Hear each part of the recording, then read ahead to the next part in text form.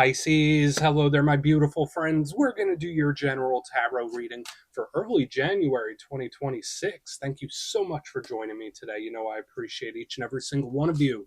So let's get right down to business, as always, and start you off with an oracle card here, just so we can dip our toes in energy and see what's happening for the lovely Pisces collective. I hope you're all doing fabulous and fantastic, my friends. Let's get it going here. And guide, spirit team, talk to me. What do you got for us? What do you have for Pisces gang as we start off a brand new calendar year in early January? What energies, messages, insights can we take a little peek at? And yeah, we're just going to take a real quick look at this first card. Then we'll get into the full reading itself. And at the very end, I'll pull you a bonus card from the Shadowland Tarot just to see what might be in the shadows or what shadow work you can lean into, which is always interesting. But let's get it going here. Let's rock and see what we got for Pisces early January. What's the vibe here? Let's get this card out nice and quick. There we go. Ask and you shall receive. Very reflective, inward facing type of energy. And that's something I've been picking up in our Pisces readings in the past few weeks. And that energy definitely fits the bill. Now, there's a lot of different layers to it. There's like the reflection, the communication, like this energy. It's just super reflective. Now, before we fully dive into it, if you're new here, I'll be speaking about the January subscriber surprise towards the end, so you might want to check that out. And also, if you could kindly illuminate that like button by tapping it right on its third eye, you know, I'd greatly appreciate it. But enough of the promo, back into the reading. Let's talk more in depth about this card. So as you can see, we have this lovely lady here in the blue dress. She is holding on to that locket, which is illuminated. Got the little baby doll. We got notes that are floating around by her head. So when I see this, obviously I think of somebody that's doing a little reminiscing, maybe taking a trip down memory lane, right? Lockets to me link to memories. So it feels very Six of Cups-esque initially when I see it. So thinking about the past, thinking about people, memories, like I'm taking a trip down memory lane with this. There also is that underlying communication, especially with the notes, where it's like, there's something I want to talk about. There's something I want to say. Now, if we put all that to the side, the inward facing energy actually feels good. Sometimes I say like inward facing energy could be a little too much depending on how much you're there. But as someone with Pisces traits myself, I know that's kind of a necessity for a lot of Pisces people. So if you're a cross watcher and like you're Pisces being a little hush hush, being a little quiet, being withdrawn, for Pisces particularly, that's sometimes really necessary, depending on what's going on. There needs to be that search through the inner world. So I'm just going to leave it at that. It is very much self-reflective. So we're going to just put her down right there. She could keep doing her thing. Let's get into tarot. And yeah, I always say that first card, it doesn't make or break the reading. It's just a little footnote. So let's get you 3 tarot cards in the upright. Then we'll get into that intuitive juiciness. Shuffle it up one time here for Pisces. What do we got? And while we get this deck shuffled up and ready to go, let's talk about last week's reading. Someone's energy felt high strung. Now, for some Pisces, it could have been a little on edge, anxious, nervous energy coming from you, or you could have been picking that up off of someone else's vibe. It felt very cerebral to me. Like, yeah, this is inward facing, but feels a little different than what I got last week. So I hope you weren't struggling too much with anything, but we're going to see what shows up this week. As you know, energy is very fluid, never set in stone. So only take this how it hits for you, because we could be seeing your vibe or somebody else, right? It's all about the awareness. So let's get it going. 3 cards here for my Pisces people. What do we got in early January? What do we got? The deck is being super specific now. For those of you that are new, I only read jumpers, and usually like the Pisces cards are popping out. So we're starting with a bang here, my good friends. We got the Chariot in position number 1. Now, I love an action card in the first spot. So like I like this initially. It depends on what shows up after it, but the Chariot's like, all right, we're off to a good start here. This energy's, it's moving, it's going, it's flowing. Let's get a couple more. Let's see what else shows up. Thank you. Strength, cool. Firm. Liking what I'm seeing initially. Let's get one more. See what we got for Pisces, gang. So a lot of major arcana energy. It is powerful. Okay. 10 of Swords. We're going to need to really take a close look at that. Now, we do have 2 energies that offset this. So like when we go from the Chariot to Strength to the 10 of Swords, like these energies offset each other. But let's go through. I'll give you some of the classical meanings and archetypes. Then we'll get into that juicy intuitive stuff. But at first look, first glance, we have a mixture of things going on here. I mean, it's a mixed bag, like when it comes to the elements. And you know, I always like to look at the elements because it tells us how the energy could be flowing and where things could be going here. So we have water, fire, and air. Nice. So it's not skewed one way too much or another. Now, water, that's Pisces power element. That's Pisces comfort zone. That's the realm of feelings and emotions, our internal world, that inward facing energy I was speaking about. Water is all about that. It's very creative, it's very expressive. Could represent connections, people, and things that we care about, personal, like interpersonal stuff. The downside to water is that sometimes it could be up in the air. Right? Like it conforms to whatever its vessel is, so it's not very solid. Moving to the middle, the energy does solidify, which is really nice because we have the fire. And we'll talk more specifics in a moment, but fire is the realm of action. So the actions we take, the actions others take, it could speak about actions we don't take, restraint. Think of energy levels, think of vitality. The only downside with this very motivated energy in the center is that sometimes it could take a left on us, right? Sometimes it could be a little volatile, a little explosive. And then here on the back end, we have some air. Now, even though it's the Ten of Swords, it's not freaking me out here. I'm not feeling as on alert as I usually do when a Ten of Swords is in the mix. But swords in and of themselves are usually very logical, extremely pragmatic. Uh, it could represent the logical mind, whereas like the water is the heart, this is the logic. It could be communication, but the only downside to swords is sometimes they could be a little cold, sometimes they could be a little detached or withdrawn. So, but these kind of balance each other. It's like a cancellation. Let's go through and start building this out piece by piece. Position number one, we start with a very good energy for a Pisces reading, the Chariot. Now, for some of you, if you have Cancer placements or you're connected to Cancer, this could be them showing up right there. That's the Cancer power card. And when I see the Chariot, aside from it being one of the fastest cards in the whole entire deck, it can imply distance, it can imply travel, modes of transportation. All of that could be in play. But it's rocking and rolling, it's moving, right? It's either coming or going quick. There's a lot of determination. There's a lot of gusto behind this card. So whether it's coming or going, it's doing it quick. And that's like the best way I can put it. The determination, the grit, the won't quit. That's a big positive when it comes to this card. And it is energetic movement and action.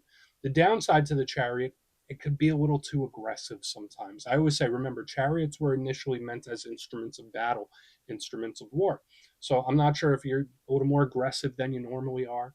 Maybe you're dealing with a person that's like a little pushy, a little aggressive. That's just something to watch out for whenever the chariot's here, because the energy could spin a little out of hand, and it goes like it's really quick. So we'll see what the deal is with this and how the energy's flowing. Now moving to the middle is where it gets intriguing to me because we have the energy that's flowing, and then here comes the protection and the restraint. We have the strength card. Now, for some of you, you might be connected to Leo. Maybe you have Leo placements. Notice we have this angelic figure wrestling with the lion. She has the infinity symbol over her head. These are some really potent pieces of symbolism. Now, when I see this, it could be willpower. It's like how someone fights demons with love as opposed to brute force. Someone doing something without steamrolling, right? Because we have this energy that could steamroll. This one is a bit of a softer approach. So maybe there's a situation and we're just looking at different ways to approach it, right? We have the aggressive, we have the softer, then we have the detached. That's initial. I'm trying not to be too intuitive yet, but it's like, all right, you could handle it like this, or this, or this. So we're going to explore as we move further. Now, the good things about this, it's super spiritual protected. It could also represent karmic things, karmic situations. It's restrained and it's solid, it's stable. That's the thing that I like about this. Now, the downside to strength, it does show up sometimes when we're going through a test of some sort, where if there are certain things we're holding back from, spirit's like, okay, you're holding back from that. Let's see how you do. It's like one of those. So watch out for various different tests in this time. Um, yeah, in reverse, like this energy is like screw it, right? Like so in the upright, it's like yeah, it's soft, it's restrained. When strength shows up like in its reverse fashion, it's like yeah, screw it, I can do whatever I want. Which again, that's not always a bad thing, but the vibes are totally different from each section. Now, here on the back, we have the Ten of Swords. And I already mentioned I'm not really freaked out by it. Usually, like when the Ten of Swords pops up, it catches my attention quick. Obviously, it's one of the bigger challenge cards in the whole entire deck. But for some reason, I'm not very concerned by it, which that says something, especially like when I'm not feeling it in my intuition. Now, I'm still going to give you the classic meanings. The Ten of Swords could represent endings, it could represent pain, it could represent loss, it could represent rough and tough feelings internally. So someone may be hurt or hurting when this card shows up. The good thing about the Ten of Swords is there is nowhere to go but up. So there could be a situation where it's done what it's going to do already, It's reached whatever it's going to reach, and there's nowhere to go but up from there. That's the positive. That's the silver lining of this card. But I keep having this energy where there's like, all right, there's a few ways that you could handle this, Pisces. They're very distinct. And it's like we have the aggressive, we have the softer, kinder, hands off, and then we have the one that kind of just goes ghost. So I want to dive deeper on all this, Pisces. Let's do it. Let's jump in and clarify. Okay, let's get a good shuffle here. Let's see what we got for Pisces gang, guides and spirit team. And yes, this is where I go intuitive with the message, which means I just tell you how it feels to me. So feel free to do further research or rely on your base knowledge of tarot, because as you know, every single reading is about the reader's interpretation, and I'm just giving you mine. Let's go in on that chariot. Let's get a little more info about that. And yeah, if you're a reader yourself, please feel free to play along. That's why the box is here. If you're feeling any messages you want to give to Pisces, you can drop it in the comments. I don't mind at all. Okay, let's go in on the chariot. Yeah, I feel like these energies just like nullify each other for some reason. Let's go in on the chariot. Why is it here? Okay, thank you. All right, so this energy kind of just like blows past something or ignores it. That's what I'm picking up here. We have the Ace of Pentacles in reverse underneath it. It's like, yeah, no. Well, yeah, we'll talk about this later. Oh, yeah, we'll talk about this another time. Yeah, let's put a pin in that. Like, that's how this energy shows up. I don't want to talk about it right now. Can we talk about it another time? It's like we're glossing over something, is what I'm picking up here in the front. The energy does feel a little slippery to me. So I'm not going to say this is someone like lying or anything like that. It's just like I don't have the time to deal with this right now. That's how the energy is presenting itself to me. Now, I don't know what every single Pisces in the world is going through, right? But the chariot to me with the Ace of Pentacles in reverse, it's like, yeah, I'll get around to it. It's like I'm delaying something, or I don't want to deal with it right now. I'll deal with it later. So there's a certain avoidant type of energy here. I'm not going to say whether that's right or wrong, but just know like this could show up in certain individuals you're dealing with, certain situations where it's like, maybe I'll circle back on this. Like it's giving me that kind of vibe. So we're gonna have to really look forward to see the whole story, especially if we're getting that thing where it's like these might be different ways to handle something. You know, I have Aries placements and Scorpio and Pisces, so like I'm more of a believer in like a straightforward head-on approach. Like I'm not a believer in glossing over things, but certain situations you can put them on the shelf for a little bit if you need to. So it's not bad if you're feeling that way. It's like I just, especially if you don't have the bandwidth to deal with something. So let's keep going. Let's keep going. Yeah, this energy feels like it's glossing over something. It just feels avoidant. Let's keep going to the strength card. Like it's kind of frazzling me a little bit. Let's keep going. Why is strength here?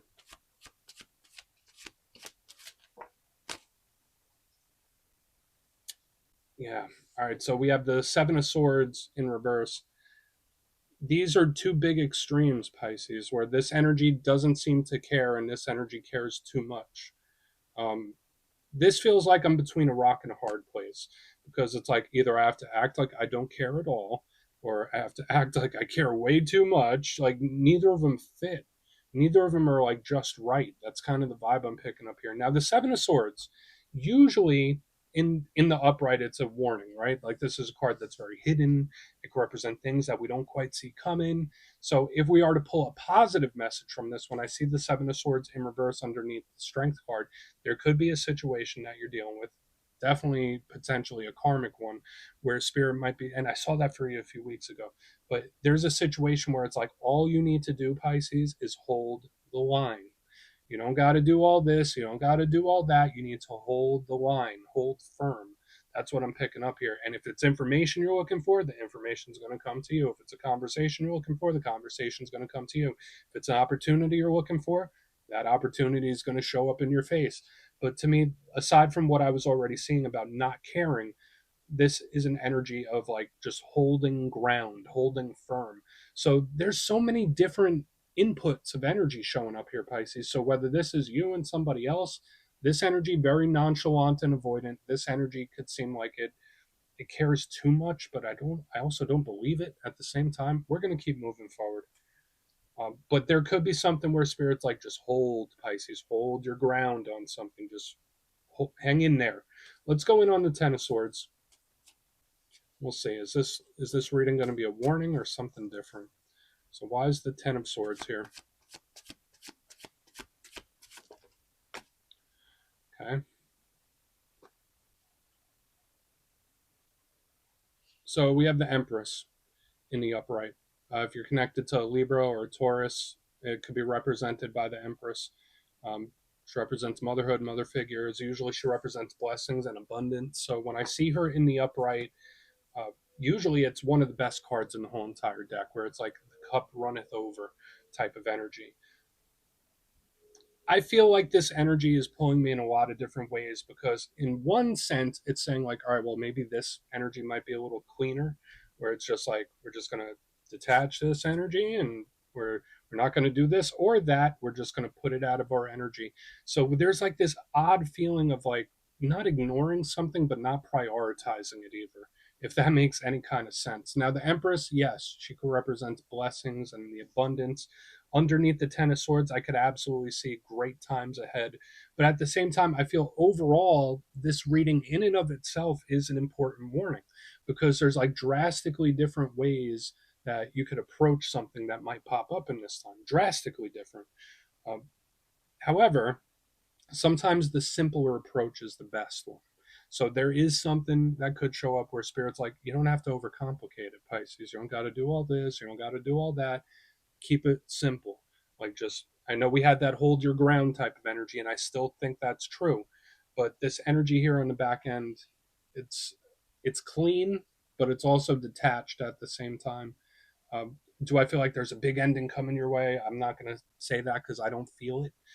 Do I think that the Ten of Swords is the huge warning? Not necessarily, but it's the complexity that is giving me the warning, because it's like I'm getting mixed signals here.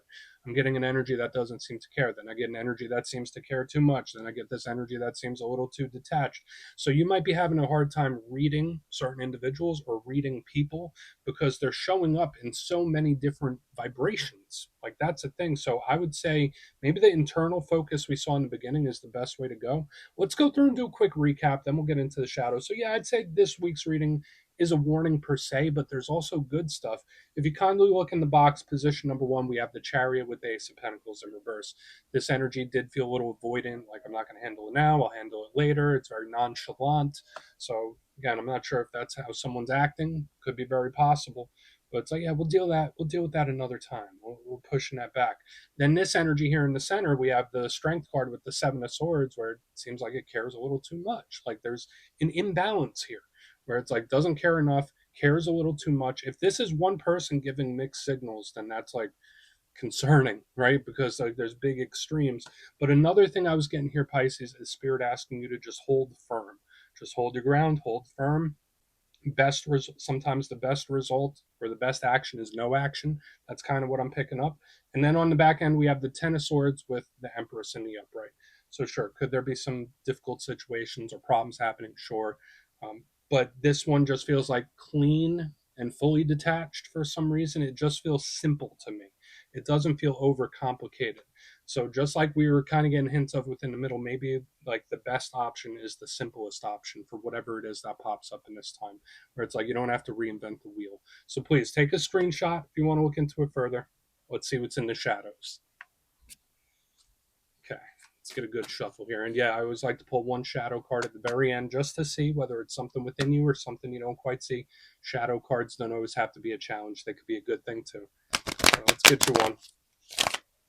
And yeah, if you made it to this point in the reading, please feel free to check out channel memberships. I'll put a link for it in the comments below. It's a beautiful way to support the channel, and I have much love for all my channel members. All right, let's get this shadow card out. What do we got for Pisces? Thank you. Okay. Three of Wands. So that hold firm energy that I was picking up here in the center, it's kind of showing up again. Now, the Three of Wands could represent manifestation, creation, but it's also an energy that's letting something come to it. So just like we saw here in the middle of the reading, there is something where Spirit either wants you to hold firm or just let the energy do what it's going to do. Like, you don't need to influence it. You don't need to exert your force. You just need to let the energy do what it does and let it run its course. That's like what I'm picking up here. Now, the downside to the Three of Wands, this energy can get a little impatient.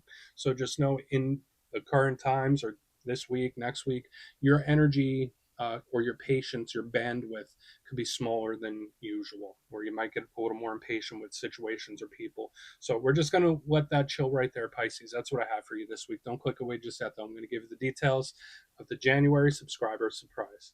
If you would like further insight on your situation, or if you'd like to see what 2026 has in store for you, you can book a personal reading with me at my website, mastermetaphysics.com.